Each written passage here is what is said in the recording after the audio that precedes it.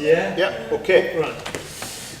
Austin, can I ask, Yes, do you have any tips that are simple to introduce that can help improve customer service but don't cost the business any money? Simple to implement. Simple to implement, cost nothing.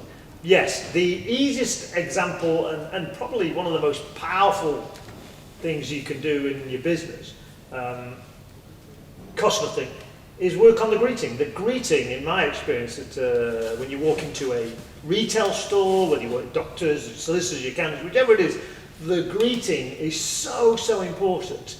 And it's never illustrated to me better than, particularly when I'm an existing customer, when I walk into a five-star hotel where I've stayed before.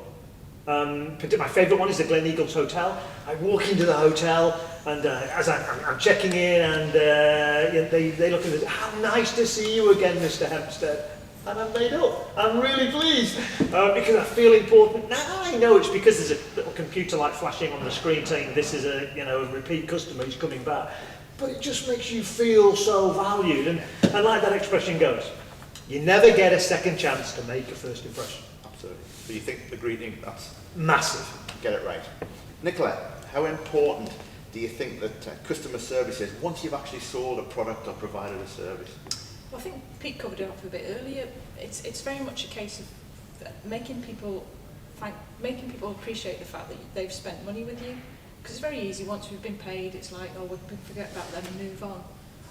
But actually going back to people and thanking them and checking how they're getting on with stuff. How are you getting on with that course that we put you on? Have you got anything you'd like to add? Can we come back and help? It's just giving that added value.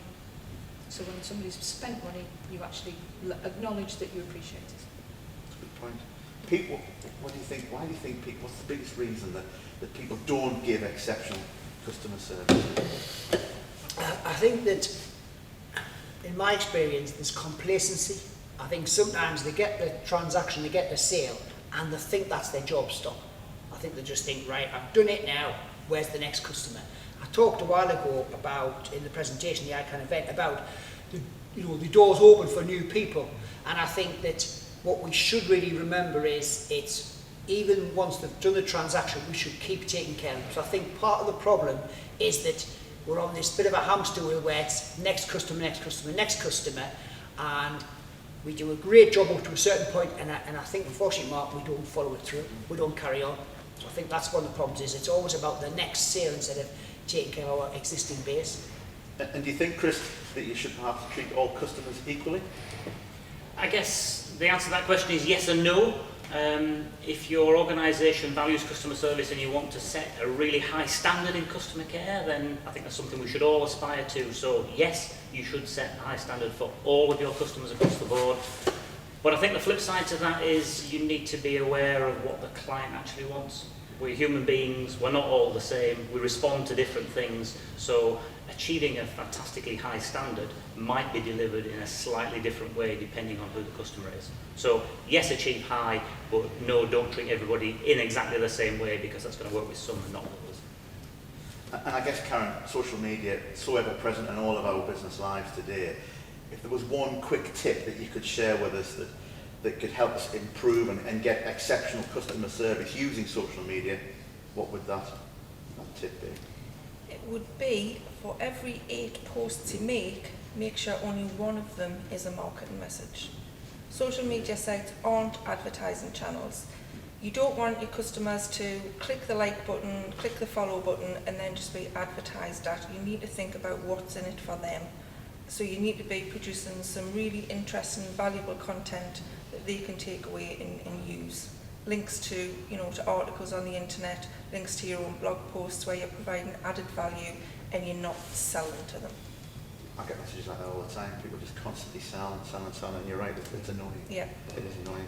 And do you think, Nicola, people, if you've had a negative experience, because again, we get them from time to time, but if you've had a negative experience, how can you turn that experience into a real advocate of your sort of products and services? If you give a negative experience to a customer, how can you turn that in the opposite direction? I think the key thing is to communicate with that customer that's had that bad experience. So put yourself in their shoes. What was it that went wrong? So ask them what went wrong.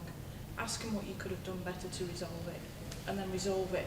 But don't just, we talked about it earlier, didn't we? Don't just, you know, apologise and move on. Do something different that's going to make you stand out from the crowd. Because if you do that, then they're going to be an advocate of your business, because they'll go and tell their mates and their friends, yeah, okay, things did go wrong, but they did something about it that was over and above what they needed to do. And that's how you create advocates. I hear a lot, Chris, about companies now, particularly large companies who've got multiple sites, having an organisation-wide customer care policy. How important do you think that is? I think that if you want to achieve consistency, then it's absolutely vital. The customer care policy is a living document.